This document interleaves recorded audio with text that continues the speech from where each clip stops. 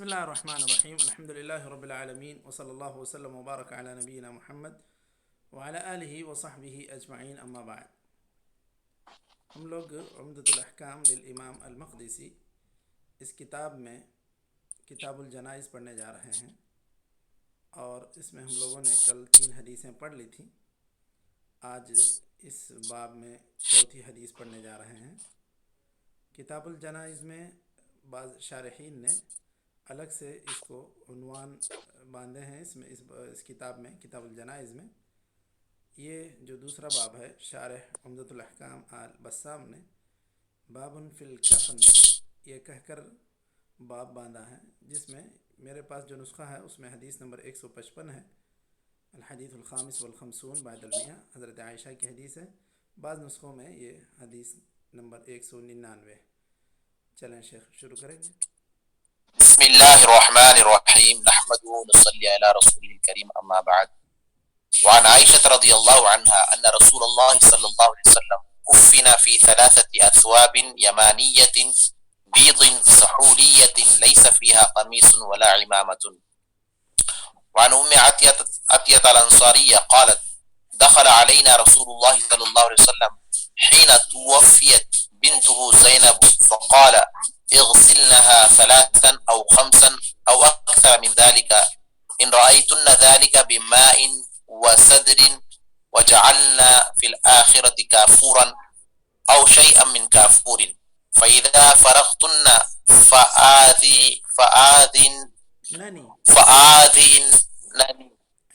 فآذنني فلما فرغنا آذناه فأعطانا حقوه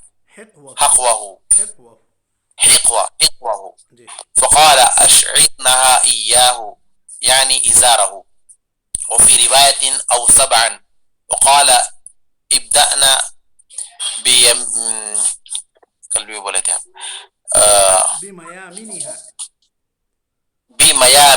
بميامنها ابدأنا بميامنها ومواضع الوضوء منها. وأن أم عطية قالت وجعلنا رأسها 3 وأن أم عطية قالت، وأن کا اسم ہے أم عطية، وأن أم عطية قالت وجعلنا رأسها 3 قرون. وعن عبد الله بن عباس رضي الله عنهما قال بينما رجل واقف بعرفة إذا وقع عن راحلته فوقصته أو قال فأقعصته فقال رسول الله صلى الله عليه وسلم اغسلوه بماء وسدر وكفنوه في ثوبين ولا تحنطوه ولا تخمروا رأسه فإنه يبعث يوم القيامة ملبيا. وفي رواية ولا تخمروا وجهه ورأسه. وعن أم عطية الأنصارية قالت نهينا عن اتباع الجنائز ولم يعزم علينا. وعن أبي هريرة رضي الله عنه عن النبي صلى الله عليه وسلم قال أسرعوا بالجنازة فإنها إن تك صالحة فخير تقدمونها إليه وإن تك سوى ذلك فشر تدعونه عن رقابكم. وعن سمرة بن جندب رضي الله عنه قال صليت وراء النبي صلى الله عليه وسلم على امرأة ماتت في نفاسها فقام وسطها. وعن ابي موسى عبد الله بن قيس الاشعري رضي الله عنه عبداللہ یہاں تک کافی ہے، حدیث نمبر هذا 60 تک ہم لوگ رک جاتے ہیں۔ طيب، بسم الله ٹھیک الرحمن ہے ان شاء الرحيم. اللہ. جزاک الحمد لله رب العالمين، وصلى الله وسلم وبارك على نبينا محمد وعلى آله وصحبه أجمعين، أما بعد. ہم لوگ عمدۃ الاحکام للامام المقدسی اس کتاب میں کتاب الجنائز پڑھ رہے ہیں، اور اس میں 3 حدیثیں کل ہم لوگ پڑھ چکے ہیں، آج چوتھی حدیث ہے۔ ہمارے پاس جو نسخہ ہے اس میں حدیث نمبر 155 ہے، بعض نسخوں میں اس کا نمبر 199 ہے۔ احادیث کو صحیح طور پر یاد رکھنے کے لیے بعض شارحین نے جو الگ عنوان بھی بنائے ہیں، اس میں الگ عنوان بھی باندھے ہیں، اس میں شیخ آل بسام عبداللہ عبد الرحمن بن صالح آل بسام نے باب فی الکفن کہہ کر اس حدیث کو ذکر کیا ہے۔ یہاں پر جو حدیث ذکر ہوئی ہے حضرت عائشہ سے کہ آپ صلی اللہ علیہ وسلم کو کفن دیا گیا 3 کپڑوں میں، اور کپڑے بالکل خالص سفید تھے۔ یمانیہ، یمن کی طرف نسبت ہے کہ یمنی کپڑا تھا۔ بیض سفید تھا، سحولیہ ایسا سفید جس کے اندر کسی اور چیز کی ملاوٹ نہ ہو۔ اب بعض لوگوں نے یہ بھی کہا کہ یہ کسی ایک قریے کی طرف نسبت ہے، سحول یمن میں ہی کوئی قریہ ہے، یمن کا کپڑا لیکن سحولی کپڑا، اس طرح بھی بات کہی ہے۔ بعض لوگوں نے کہا کہ یہ خالص ایسا کپڑا کہ جس کے اندر کسی قسم کی دیگر کلر کی ملاوٹ نہ تھی، بالکل خالص سفید کپڑے تھے، اور اس میں کوئی قمیص نہیں تھی اور نہ کوئی عمامہ تھا۔ قمیص کا مطلب تو ہم لوگ جانتے ہیں کہ اس کو بالکل سلے ہوئے کپڑے کو ہم لوگ قمیص کہتے ہیں، لیکن جو کپڑا اوپر ڈھانپا جائے اس کو قمیص کہیں گے، جس کو خاص نیچے کے لیے استعمال کیا جائے اس کو ازار کہتے ہیں۔ جیسے احرام میں ہے، وہ جو 2 کپڑے ہیں اس میں ایک قمیص کہلائے گی اور ایک ازار کہلائے گی، گرچہ کہ وہ سلے ہوئے نہیں ہیں۔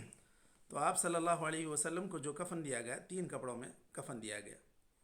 الگ سے سر کے لیے کوئی خاص کپڑا امامے کی شکل میں استعمال نہیں کیا گیا اور نہ امامہ بنا کر باندھا گیا، بالکل 3 کپڑوں میں آپ صلی اللہ علیہ وسلم کو لفافہ، مطلب ایسا کہ جس کے اندر میت کو رکھ کے اس کو لپیٹ دیا جائے، اس کو کہتے ہیں لفافہ۔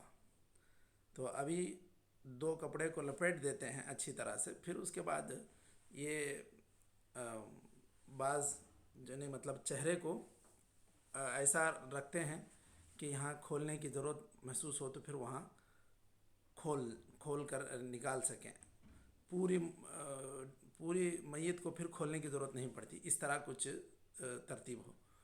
عموماً جہاں پر کپڑا جب کفن دے دیتے ہیں تو پھر سر کے پاس اوپر بھی ایک چھوٹے سے دھاگے کی طرح یا کپڑے ہی کے ایک ٹکڑے سے وہ باندھ دیتے ہیں سر کے پاس، پیر کے پاس، کہ کہیں کھلنے نہ پائے ہلنے کی وجہ سے۔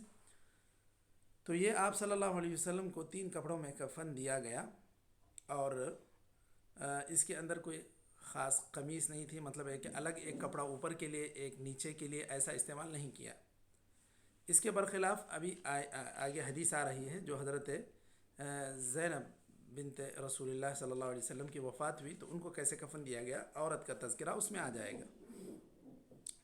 یہاں یہ بات خاص طور پر قابل ذکر ہے کہ جتنا زندے کے ستر پوشی کا اہتمام ہونا چاہیے، اس سے کہیں زیادہ مردے کی ستر پوشی کا اہتمام ہونا چاہیے، اسی لیے 1 سے زیادہ 3 کپڑوں میں اس کو کفن دیا جاتا ہے۔ اور زندہ تو پھر بھی اپنے ستر پوشی پر قادر ہے، مردہ قادر نہیں ہے، تو اس اعتبار سے اس کا خاص اہتمام ہونا چاہیے، نہلاتے ہوئے بھی ستر پوشی ہو اور کفن دیتے ہوئے بھی ستر پوشی ہو، اس کا خاص خیال رکھا جائے۔ اس حدیث سے جو مسائل مستنبط ہو رہے ہیں اس میں کہ کلر خاص طور پر سفید کپڑے میں کفن دینا یہ زیادہ مستحب ہے، کیونکہ آپ صلی اللہ علیہ وسلم کو اسی میں کفن دیا گیا تھا، اور 3 کپڑے میں دینا یہ زیادہ مستحب ہے کیونکہ آپ صلی اللہ علیہ وسلم کو دیا گیا 3 کپڑوں میں۔ اور عورت کے لیے تفصیل آگے آ رہی ہے کہ اس کے لیے ایک الگ سے قمیص کے طور پر، یعنی اوپر ایک الگ خاص کپڑا اس کو گہرائی سے لپیٹا جائے گا، پھر نیچے بھی ایک گہرائی سے ازار کے طور پر، اور ایک اس کو اوڑھنی کے طور پر اس کو اس کے بال کو باندھنے اور اس کو چھپانے کے لیے، پھر اس کے بعد 2 لفافے یعنی عمومی طور پر 2 کپڑے میں کفن دیا جائے گا۔ یہ تفصیل اس کی سامنے آ رہی ہے۔ تو اب اس میں حدیث میں حضرت عائشہ نے جو خاص وضاحت کر دی کہ آپ صلی اللہ علیہ وسلم کو وفات کے بعد امامے کے طور پر کوئی چیز باندھی نہیں گئی تھی. تو یہ خاص طور پر اس کا اہتمام ہونا چاہیے کہ عمومی جس طرح آپ صلی اللہ علیہ وسلم کو جس طرح کفن دیا گیا اسی طرح دیا جائے، مزید اس میں کسی خاص چیز کے اہتمام کی ضرورت نہیں ہے. اس کے بعد دوسری حدیث نمبر 156.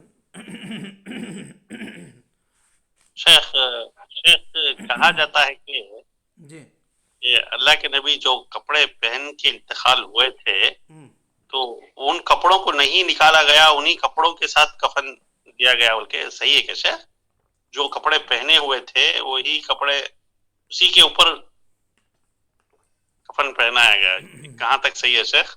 آپ صلی اللہ علیہ وسلم کو پورے کپڑے نکال کر برہنہ تو نہیں کیا گیا، یہ بات تو ہے، یہ بات واضح ہے کہ جس طرح جی جی عمومی طور پر عام جی جی مسلمانوں کے نہلانے کے لیے پورے کپڑے نکال دیے جاتے ہیں، مطلب پھر بھی اوپر ایک کپڑا ڈھانکتے ہیں، نیچے سے پانی ڈالتے رہتے ہیں. خلاصے کے طور پر یہ کہوں گا کہ ان کے کپڑے جو بھی مثلا پینٹ پہنا ہے، لنگی پہنا ہے، اس کو نکال کے الگ کر دیتے ہیں. لیکن آپ صلی اللہ علیہ وسلم کے ساتھ ایسا نہیں ہوا، آپ صلی اللہ علیہ وسلم جی کو اس طرح برہنہ نہیں کیا گیا، یہ بات ہے. جی جی اس کے بعد جزاک اللہ خیر. بارک اللہ فیک. حضرت ام عطیہ الانصاریہ یہ وہ صحابیہ ہیں جو عموماً تجہیز تکفین کے معاملے میں ان سے متعلق انہی سے مروی کئی روایتیں ہیں، کیونکہ یہ اس طرح کے خدمت میں بہت آگے آگے رہتی تھیں. ام عطیہ ہی سے بہت سارے کتابوں میں یہ عورتوں کو غسل دینے کی احادیث مروی ہے. جب آپ صلی اللہ علیہ وسلم کی بیٹی انتقال کر گئیں تو یہی غسل دے رہی تھیں ام عطیہ انصاریہ. کہتی ہیں کہ اللہ کے رسول صلی اللہ علیہ وسلم ہمارے قریب آئے جب آپ صلی اللہ علیہ وسلم کی بیٹی زینب وفات پائیں تو آپ نے کہا کہ اس کو غسل دو 3 مرتبہ یا 5 مرتبہ یا اس سے زیادہ، یعنی پانی جو اونڈیلا جاتا ہے، نہلایا جاتا ہے، ڈالا جاتا ہے، تو 1 مرتبہ ڈال کے بدن بھگا دیا جائے گا تو مثلا 1 مرتبہ وہ ہو گیا، دوبارہ آپ ڈالیں گے دوسری مرتبہ پھر سے رگڑ کر اس کو نہلائیں گے تو یہ دوسری مرتبہ ہو گیا. تو اس طرح 3 یا 5 مرتبہ غسل دیں، جتنی بھی ضرورت اگر اس سے زیادہ بھی محسوس ہوتی ہے تو بھی غسل اس سے زیادہ بھی دیا جا سکتا ہے. اس کی وجہ یہ ہے کہ کبھی میت سے کچھ گندگی بھی نکلنے کے امکانات رہتے ہیں. اگر آپ غسل دے دیے، گندگی نکل گئی تو پھر اس کو دوبارہ دھلنا بھی پڑے گا. تو اگر یہ 3 یا 5 سے زیادہ کی ضرورت پڑ جاتی ہے تو پھر اس کی بھی اجازت ہے. وہ آپ صلی اللہ علیہ وسلم نے اسی لیے اس میں کہا بثلاث او 5 او اکثر من ذلك ان رأيتن ذلك، اگر آپ لوگوں کو اس کا احساس ہو رہا ہے، اس کی ضرورت محسوس ہو رہی ہے تو اس طرح آپ لوگ غسل دیں 3 یا 5 یا اس سے زیادہ بھی. لیکن یہ طاق پانی ڈالنے کی طرف اشارہ ہے، 3 یا 5 آپ صلی اللہ علیہ وسلم نے کہا. ان رأیتن ذلک بماء و سدر، پانی میں بیر کی پتی یہ مکس کریں. وجعلن فی الآخرۃ کافورا، آخر میں کچھ کافور بھی ملا کر اس کو نہلائیں. او شیئا من کافور، یا کچھ تھوڑا سا کافور. فاذا فرغتن فآذننی، جب غسل دے کر فارغ ہو جاؤ تو پھر مجھے اطلاع دو، بتلاؤ. فلما فرغنا آذنا، جب یہ لوگ اس طرح فارغ ہو گئے تو انہوں نے اطلاع دیا آپ صلی اللہ علیہ وسلم کو. فاعطانا حقوہ، حقون کہتے ہیں اصل میں وہ جگہ جہاں پر ازار باندھی جاتی ہے انسان کی، لیکن اب کوئی چیز کا استعمال اس قدر ہو جائے کہ اس جگہ کے بجائے اس جگہ پر جو کپڑا باندھا جاتا ہے اس کے لیے بھی حقون استعمال کیا جاتا ہے. مثلا آپ پاجامے کے لیے یا جو کپڑا نیچے استعمال کیا جائے، لنگی وغیرہ کو بھی آپ حقون کہہ سکتے ہیں. تو آپ صلی اللہ علیہ وسلم نے خود اپنی ازار آپ صلی اللہ علیہ وسلم نے، مطلب وہ کپڑا جو آپ صلی اللہ علیہ وسلم نیچے کے لیے استعمال کرتے تھے وہ اٹھا کر آپ صلی اللہ علیہ وسلم نے دیا. حقوہ کی ضمیر آپ صلی اللہ علیہ وسلم کی طرف ہے، یعنی خود آپ صلی اللہ علیہ وسلم نے اپنا کپڑا دیا. یہ کپڑا دے کر کیا کہا؟ اشعرنہا ایہ، اس کو حضرت زینب کے بدن سے لگا کر پھر اس کے بعد کفن دو. اشعرنہا اصل میں اشعار کہتے ہیں یا اشعار کہتے ہیں وہ کپڑا جو بدن سے بالکل سٹا ہوا ہو، لگا ہوا. دیکھیے بعض حدیث میں آپ صلی اللہ علیہ وسلم نے جو حنین میں مال غنیمت تقسیم کرنے کے بعد بعض انصاری صحابہ میں ناراضگی ہو گئی تھی، تو آپ صلی اللہ علیہ وسلم نے جو خطبہ دیا تھا اس کے اندر آپ صلی اللہ علیہ وسلم نے کہا تھا الانصار شعار والناس دثار، کہ انصار میرے دل کے اتنا قریب ہیں جس طرح ایک اندر کا کپڑا جو بالکل بدن سے لگا ہوا ہوتا ہے اتنا قریب میرے سے یہ انصار ہے. والناس دثار، دثار کہتے ہیں اوپر. مثال کے طور پہ اگر ہم ایک وقتی طور پہ شعار اور دثار کو سمجھنا چاہیں تو یہ جو بنین ہے وہ اندر بالکل بدن سے لگی ہوئی، وہ زیادہ بدن سے قریب ہے. دثار اگر کہیں گے تو قمیص یا اوپر کا یہ ثوب یہ باہر ہے، بدن سے تھوڑا سا دوری پر ہے.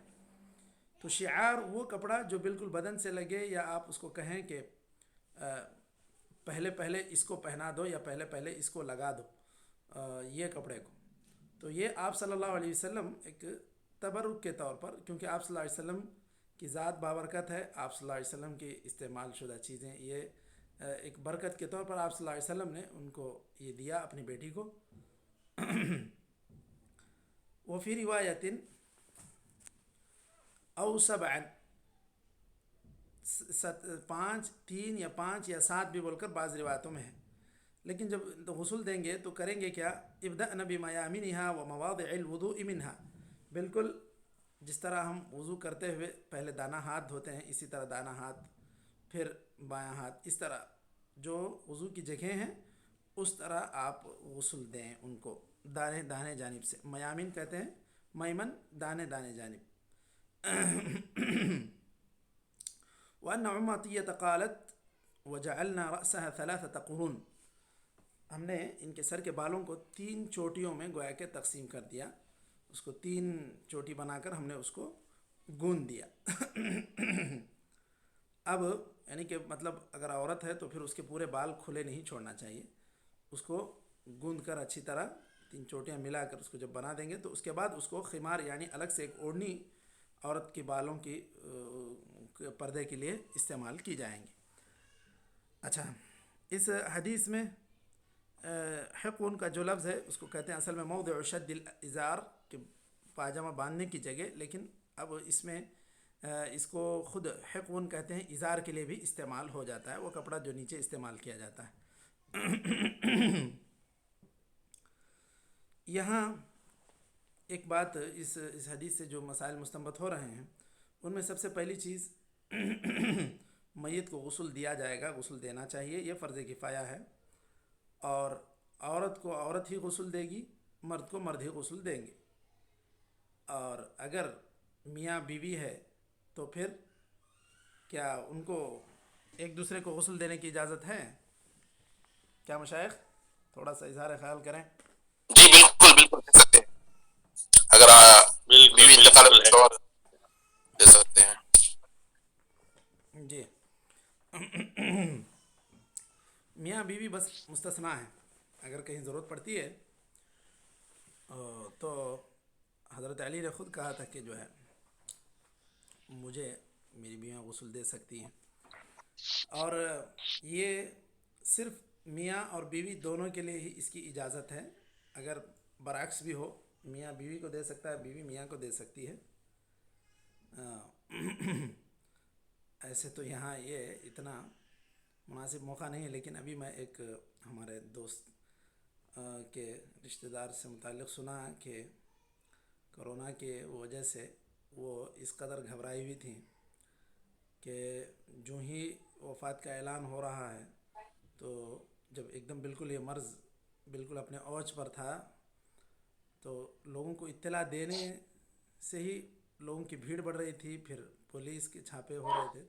تو ایک خاتون، ان کے شوہر گزر گئے گھر میں، تو وہ اکیلی تھی. انہوں نے خود اپنے شوہر کو غسل دیا، کفن بھی پہنا دیا. بعد میں رات کے وقت میں جو ہے 2-4 آدمیوں کو اطلاع دی کہ خبر کھود کر اس کو لے جا کر دفن کر کے آ جائیں. تو اتنا ہمت سے، بالکل چند ماہ پہلے کی بات ہے جب بالکل یہ مرض شروع ہوا، اس وقت اس طرح ایک خاتون نے ہمت سے اپنے شوہر کو غسل بھی دیا، کفن بھی دیا، پھر بعد میں اطلاع دی اور 2-4 آدمیوں کو قبرستان لے جا کر دفن کرنے کے لیے کہہ دیا۔ تو یہ جو مسائل بعض فقہی مسالک میں ہیں کہ عورت مر جائے تو پھر اس کے بعد وہ اس کے لیے اجنبی ہو جاتا ہے، یہ اس کے لیے اجنبی ہو جاتی ہے، وہ اس کو نہیں دیکھ سکتا، یہ اس کو نہیں دیکھ سکتا، یہ سب جو ہے غیر ضروری تکلفات ہیں۔ وہ یہ کہتے ہیں اور اس کی وجہ بھی یہ بتلاتے ہیں کہ اگر بیوی گزر جاتی ہے تو پھر سالی جو رہتی ہے وہ نکاح میں آ سکتی ہے، اس لیے بیک وقت 2 بہنوں کو وہ نکاح میں نہیں رکھ سکتا، اس لیے وہ اس کے لیے فوراً مرنے کے بعد حرام ہو جائے گی۔ تو یہاں مجھے یہ سمجھ میں نہیں آتا کہ اتنا جلدی حرام کیسے ہو سکتی، یہ تو جب عقد نکاح ہوگا اس کے بعد کی بات ہے۔ ابھی تو جب تک میت ہے، میت جب دفن کر دی جائے، میت کو دفنا دیا جائے، اس کے بعد الگ سے یہ عقد ہو تب جا کر وہ بات ہوگی، ورنہ ابھی ایک میت گھر میں ہو تو وہاں نہ کوئی فوراً نکاح کا سوچے گا اور ایسے وقت میں نہ کوئی بات ہوگی۔ تو یہ اسی مناسبت سے یا اسی پس منظر میں کہتے ہیں کہ وہ درست نہیں ہے، وہ عورت کا مرد کو ہاتھ لگانا، مرد کا عورت کو نہیں، میاں بیوی کے لیے وہ کہتے ہیں۔ خیر یہ ایسے اس طرح کی گنجائش ہے، بالکل ضرورت پڑنے پر وہ آدمی بھی دے سکتا ہے بیوی کو، بیوی بھی دے سکتی ہے اپنے شوہر کو۔ اس کے بعد اس کے اندر اور بھی جو دیگر مسائل ہیں کہ اگر غسل دیا جا رہا ہے تو طاق غسل دینا چاہیے، مطلب ہے کہ 3، 5، 7 اس طرح، اور وضو کے اعضاء سے شروع کرنا چاہیے۔ یہ جو آپ صلی اللہ علیہ وسلم نے اپنے ازار اپنا کپڑا دیا تھا تو یہ آپ صلی اللہ علیہ وسلم کے ساتھ خاص تھا کہ آپ صلی اللہ علیہ وسلم کی دی ہوئی چیز بابرکت ہے۔ ایک صحابی نے خود اپنے حین حیات آپ صلی اللہ علیہ وسلم سے ایک کپڑا مانگ لیا۔ لوگوں نے کہا بھائی آپ صلی اللہ علیہ وسلم سے آپ نے مانگا کیوں؟ ابھی وہ کپڑا آپ صلی اللہ علیہ وسلم کو پہنچا ہے ہدیے میں۔ انہوں نے کہا نہیں، میں چاہتا ہوں کہ یہ کپڑا میرے کفن کے کام آئے۔ تو اس طرح آپ صلی اللہ علیہ وسلم کی جو چیز تھی وہ ایک بابرکت تھی، اسی لیے انہوں نے اس کو رکھ لیا۔ آپ صلی اللہ علیہ وسلم نے بھی جو دیا اب یہ اپنی بیٹی کے لیے دیا۔ باقی اس کے بعد جتنے بھی نیک لوگ ہوں ان کا کوئی کپڑا لینا یا ٹوپی لینا یا اس طرح کی کوئی چیز لے کر وہ کفن میں کفنانا، یہ کوئی بابرکت چیز نہیں ہے، یہ سب ثابت نہیں ہے صحابہ سے، یہ اللہ کے رسول صلی اللہ علیہ وسلم کے ساتھ خاص تھا۔ اسی کو کہتے ہیں تبرک بآثار النبی صلی اللہ علیہ وسلم، یہ اللہ کے رسول صلی اللہ علیہ وسلم کے ساتھ خاص ہے۔ اس کے بعد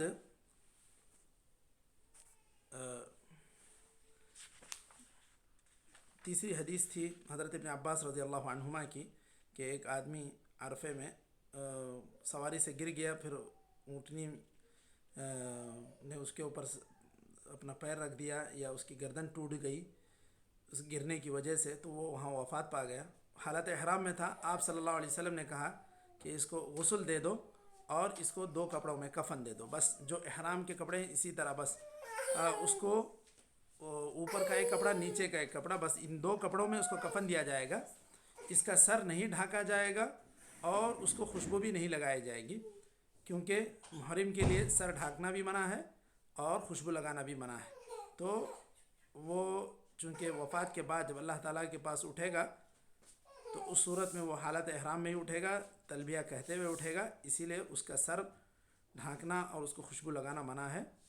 باقی دیگر اموات جو گرچہ کے شہادت کا درجہ پائے ہوں، یعنی جیسے آپ صلی اللہ علیہ وسلم نے کہا کہ پیٹ کی شکایت سے کوئی گزر جائے، دیوار کے نیچے گر کر گزر جائے، تو یہ لوگ شہادت کے مرتبے کو پہنچیں گے، لیکن ان کے اوپر وہ احکام نہیں جاری ہوں گے جو ایک محرم کے اوپر ہوتے ہیں۔ تو یہاں اگر وہ محرمہ ہو، وفات پانے والی عورت ہو، تو اس کا چہرہ کھلا رکھا جائے گا، کیونکہ اس کے لیے چہرہ ڈھانکنا منع ہے حالت احرام میں۔ باقی غسل دونوں کو دیا جائے گا، مرد ہو یا عورت، اور کفن بھی ایسے ہی دیا جائے گا جس طرح احرام کی حالت ہے 2 کپڑوں میں۔ یہ کچھ باتیں تھیں اس حدیث سے متعلق۔ شاید یہاں یہ میٹنگ ختم ہونے جا رہی ہے، انشاءاللہ ہم لوگ پھر کل حدیث نمبر 158 حضرت ابو ہریرہ کی حدیث سے ہم لوگ پڑھیں گے.